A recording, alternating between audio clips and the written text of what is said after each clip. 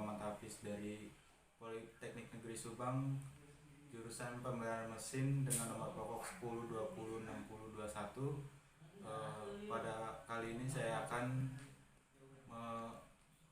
meresum isi buku dari Pendidikan Pancasila untuk Perguruan Negeri Tinggi yang dirangkai oleh Dr. Ujang Carda, SH, SSH, MH, MIP, MAP. Pada buku ini ada 10 bab dan saya akan meresum satu persatu bab dalam buku ini. Bab pertama ada orientasi terhadap pendidikan Pancasila yang ada 3 poin materi. Poin pertama ada landasan dan tujuan dari landasan historis, yuridis, sosiologis, filosofis, dan landasan kultural. Dan tujuan memiliki beberapa tujuan, yaitu tujuan nasional, tujuan pendidikan nasional, dan tujuan penyelenggara Pancasila di perguruan tinggi. Poin kedua ada rumusan Pancasila, terdiri dari rumusan secara etimologis, terminologis, historis, dan sosiofilosofis. Lalu di sini ada bab 2. Bab 2 ada memahami sejarah Pancasila sebagai lambang negara Indonesia. Pancasila dalam sejarah adalah pedoman seluruh rakyat Indonesia dan sejarah adalah guru sebagai kelangsungan hidup masa depan sampai sekarang. Setiap bentuk memiliki arti masing-masing. Pengertian lambang negara ialah merupakan jati diri bangsa dan identifikasi dari NKRI. Dan selanjutnya bab 3. Di bab 3 ada memahami Pancasila sebagai sistem filsafat. Arti filsafat secara etimologi: pertama, teman kebijaksanaan; yang kedua, mencintai, philein, dan sophos. Secara filsafat itu umum dan luas, artinya pengertian Pancasila sebagai sistem filsafat, yaitu sebagai jati diri bangsa Indonesia.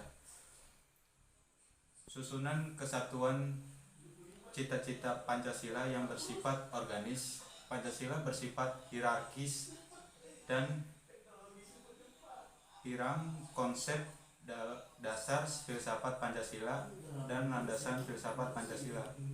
Selanjutnya ada bab 4.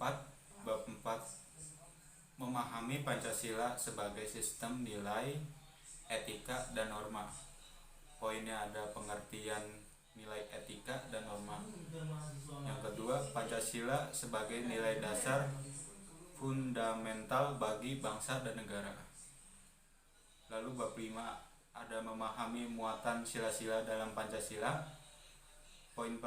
Ada 3 poin. Poin pertama, hakikat nilai-nilai yang terkandung dalam Pancasila. Yang kedua, isi materi muatan sila-sila dalam Pancasila. Yang ketiga, ada refleksi nilai-nilai keislaman dalam Pancasila. Bab 6 ada memahami Pancasila sebagai ideologi bangsa dan negara. Di sini ada 5 poin. Poin pertama ada pengertian ideologi. Poin kedua ada makna ideologi bagi bangsa Indonesia. Poin ketiga ada perbandingan ideologi Pancasila dengan ideologi lain. Yang ketiga ada perbandingan ideologi Pancasila dengan ideologi lain. Yang keempat ada kedudukan fungsi Pancasila dalam tata kehidupan bangsa Indonesia.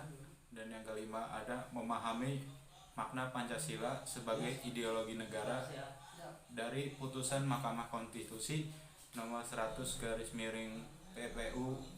PUU strip 9 2013. Di bab 7 ada memahami demokrasi Pancasila. Di sini ada 2 poin. Poin pertama ada perkembangan demokrasi di Indonesia. Poin kedua ada konsepsi demokrasi. Dan selanjutnya ada bab 8 memahami hak dan kewajiban asasi manusia dalam Pancasila. Di sini ada 4 poin. Yang pertama ada sejarah perkembangan hak asasi manusia. Yang kedua ada istilah dan pengertian hak asasi manusia.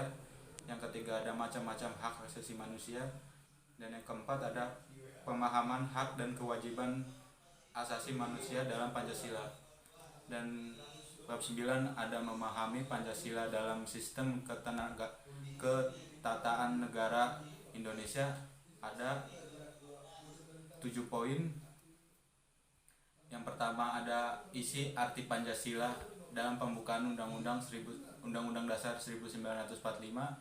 Yang kedua ada isi arti Pancasila dalam pasal Undang-Undang Dasar 1945. Yang ketiga ada kedudukan pembukaan Undang-Undang Dasar 1945. Yang keempat ada hubungan pembukaan dengan pasal-pasal dalam Undang-Undang Dasar 1945. Yang kelima ada hubungan antara pembukaan Undang-Undang Dasar 1945 dengan proklamasi 17 Agustus 1945. Yang keenam ada perubahan Undang-Undang Dasar 1945. Yang ketujuh ada struktur ketatanegaraan Indonesia setelah perubahan Undang-Undang Dasar 1945. Dan bab 10 ada refleksi Pancasila sebagai paradigma reformasi dalam kehidupan bermasyarakatan, berbangsa, dan bernegara. Di sini ada 5 poin. Yang pertama ada pengertian paradigma. Yang kedua ada Pancasila sebagai paradigma pembangunan. Yang ketiga ada Pancasila sebagai paradigma reformasi. Yang keempat ada Pancasila dalam paradigma kehidupan kampus. Yang kelima ada eksistensi Pancasila sebagai paradigma pembangunan di era globalisasi.